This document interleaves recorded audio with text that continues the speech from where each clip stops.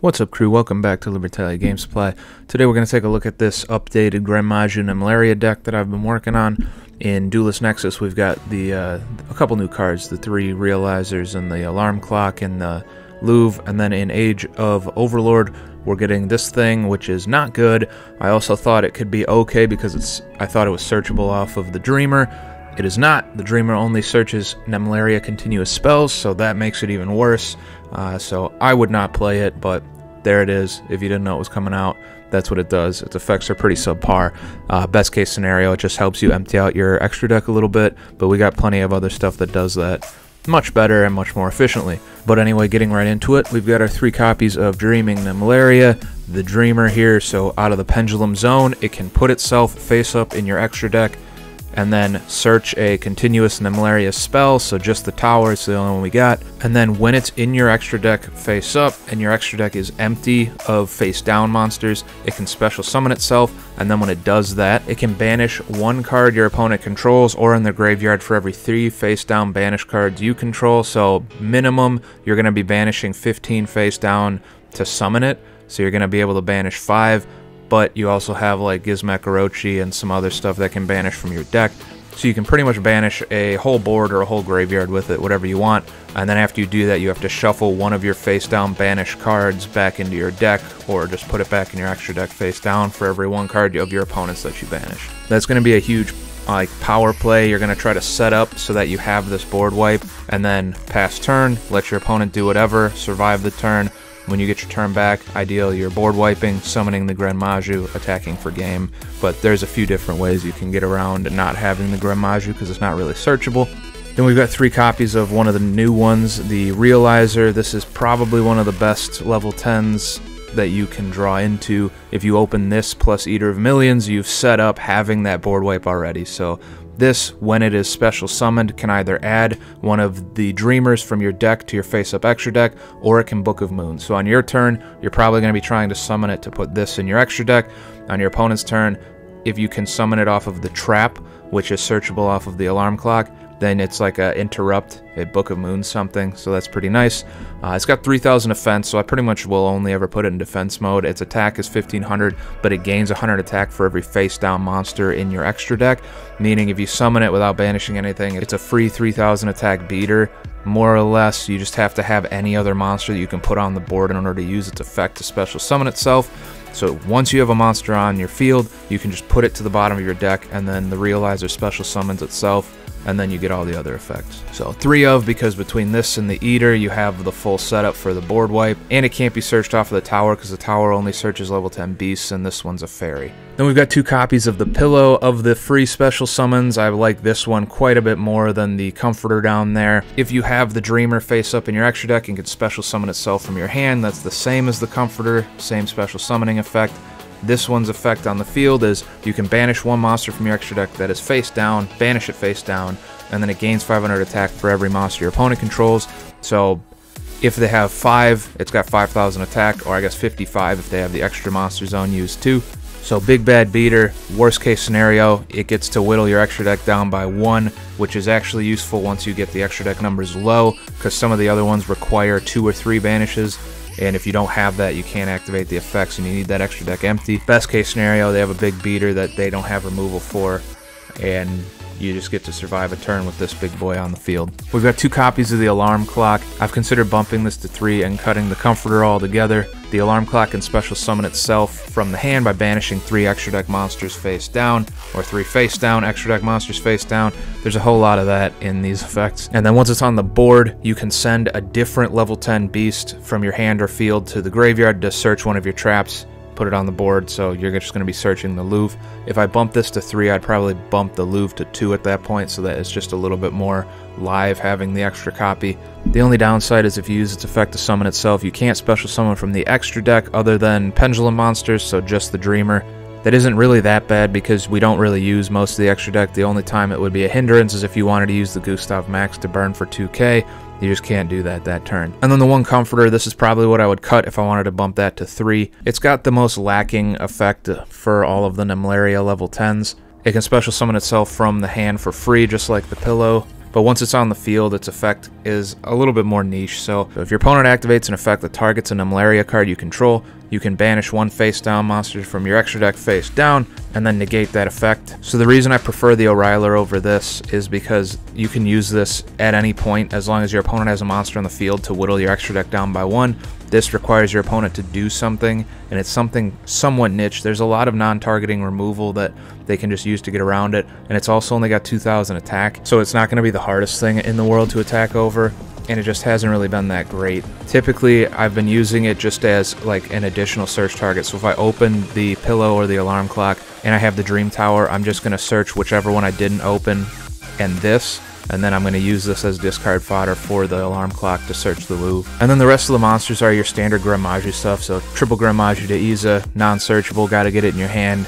Big blowout card, super fun. The triple Gizmek Orochi, the banishing the 8 face down is really good for the Dreamer's effect. And then that secondary effect to banish face down extra deck cards face down is also good for the Dreamer effect, as well as just setting up for the Dreamer special summon. So all in all, very good card for this deck. We've got the Triple Eater of Millions, so this can just empty your extra deck outright. So whatever you have left, just get rid of all of it. Now you're set up for the Dreamer to just blow the whole board to pieces. It's also level 1, which means you have access to like the Anima if you wanted to do that. I've never done it, but it's in there just in case, you know. And then the Triple Shifter, just the temporary defissure. Hopefully you can stall your opponent long enough to get your Gren Maju on the board, and then you just win. And then for the spells, we've got Triple Sweet Dreams Nemleria, one of the best searched spell cards for an archetype, I think, ever. And the only reason they can get away with that is because the archetype is pretty lackluster. But anyway, it can add any Nemleria monster from your deck to your hand, so searches any of this stuff. And then if this Dreamer was face up in your extra deck when you use that, if you were to normal or special summon a Nemleria that turn, your opponent can't respond to it. It also can reset your Dreamer, so you can put this from your graveyard to the bottom of your deck, and then take a Dreamer that you control and put it on your extra deck face up. So I suppose you could do that just off of it being in your Pendulum Zone, even though it can move itself just by activating the Dream Tower from your deck. What's more important is you can use the Dreamer for the board wipe effect, then put it back, because you have no way of clearing it yourself, because your extra deck will be empty, so you can't just link it away or anything like that. So you would just use the Sweet Dreams, put it back in the extra deck, and then you've reset yourself in order to summon it again the next turn and board wipe again, as long as you're able to remove whatever you had to put back for its effect. But you could also just put back main deck stuff and leave the extra deck empty, and you would just be set up to blow the board a second time if you needed to. Then we've got 2 Dream Tower of Princess Nemleria. Each turn you can banish 2 face down cards from your extra deck face down, then search 2 level 10 beasts with different names. So it's not specifically Nemleria beasts, but they're the only ones you're playing. It also locks you into no extra deck summons apart from Pendulum Monster summons, just like the Alarm Clock. But once it's on the field, if a Nemleria monster you control would be destroyed, you can banish a face-down monster from your extra deck face down, and then it doesn't get destroyed. And that's not once per turn. So if they attack into something over and over, you just keep banishing stuff, which is good for you anyway, and it stays on the board. We've got the Double Pot of Desires, definitely the better draw card. If it was at 3, we'd play 3, banish 10 face down, draw 2. The reason I like this better than the Extravagance is because the Extravagance has that limit to not being able to draw again that turn, so you kind of have to play around that fairly frequently in this deck, but it hasn't been a horrible hindrance. We've got the Triple Extrav. You could play Prosperity if you want, but Extravagance is like $2 and Prosperity is like 30 or 40, so in a deck like this, I probably wouldn't spend $100 on 3 draw cards. Totally up to you, though. And like I said, it's got that you have to activate it first in your main phase 1, so you can't do any other setup before you draw. You have to draw first, and once you've used it, you can't draw anymore, so it automatically makes your Allures and your Desires is dead. But Prosperity does that same thing, so I still would stick with the Extravagance. We've got the Triple Allure, draw 2, banish a Dark. We have a lot of Dark monsters. What's that? 3, 6, 9... 10, 11, so you pretty much can't always get a Dark Monster in your hand. Even if you didn't draw a Dark Monster, odds are you have a way of searching the Alarm Clock, meaning you now do have a Dark Monster, and we're just digging for that Gren Maju. We got the triple D fissure because it's a Gren Maju deck, and we've got the one Nemleria Louvre. When you activate it, you get to special summon a Nemleria monster or a level 10 beast monster from your hand or deck in defense position. So as I mentioned earlier, you're mostly just going to be using this as an interrupt to special summon the Realizer in defense mode, and then either set up your Dreamer or Book of Moon something, and then once it's in your graveyard, you can banish it as a quick effect to target a face-up monster your opponent controls, and then that monster loses 100 attack and defense for every face-down banished card that you currently have, meaning once you get 1 or 2 turns into it, you can banish this to make something's attack 0, and it's a quick effect, so if they attack, like they try to attack over your defense position Realizer or something, you can drop them to 0 and they eat 3k. And that can usually put you within range to win in your next turn pretty easily. So all in all, a pretty good card in this deck, really good search target for the alarm clock.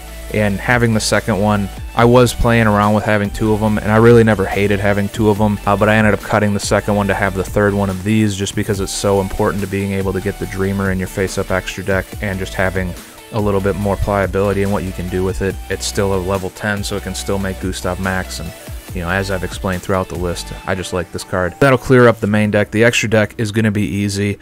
All of this stuff, I don't summon. You could put whatever you want in there. You could try to be more creative with the extra deck than I have been, but really this deck is not about the extra deck. The Gustav Max is the only thing I've ever summoned out of this extra deck. We're playing 3 of them just because we have the random banishing from Extrav and Gizmek Orochi, and so you want to at least have 1 there just in case you want it. Usually you can burn for 2k for game, so it's like a big nasty cowboy. Then outside of that, like I said, I have not summoned any of this. I suppose you could make Zeus, but why make this board wipe when you have this board wipe, you know? And then for this stuff down here, so I was really gutted to get the Banquet of Millions out of the main deck just because this is such a fun card to steal your opponent's extra deck for a turn. But ultimately what I realized is that Eater of Millions is the worst card in the world if you're going second, because at that point they've already done whatever they're doing with their extra deck. And you're not going to be able to empty your extra deck all the way for the Dreamer. You're not going to steal the stuff that they need unless you're going first. And all in all, it just sucks. It's a huge brick, and you really have to play 3 because it's not searchable. So I would probably still play this in the side deck just because it's so much fun. But you would only ever side it in if you're guaranteed going first. So obviously you can't do that game 1. And so it just stays on the side until you know what's going on games 2 and 3. And for that reason, we don't really need the Necro Face anymore to reset your extra deck for the other Nemleria effects, so I took those out as well. I was testing it in here without playing the Banquet of Millions, but it just was not good. It doesn't really do anything for the deck that is helpful. And it never is really big enough to like attack over stuff. I guess you still have its second effect to be able to banish 5 from each player's decks, but even that is pretty subpar. It has to get banished for it to get that effect, so you have to have some degree of setup to do it, or you're going to hopefully allure with it, and all of that was just far too iffy to make it worth playing. I ended up opting for just the triple Eater because the Eater and the Realizer is just a nice little combo there. But that'll wrap this one up. There's not going to be a combos attached to this video because there really aren't any apart from this, which I don't know, just vaguely constitutes a combo. Eater, banish your extra deck to summon itself. Realizer, put it to the bottom of your deck. Summon this, put the Dreamer in your extra deck face up, and now you've set up the board wipe for your next turn. Outside of that, you're not really comboing ever. It's more of a control deck, but a really strange one at that. So if you've been playing around with it, let me know how it goes for you. Let me know what you've been playing, what you've been teching in there. I'd love to hear about it. I'll see you guys in a few days. Have a good one. Bye.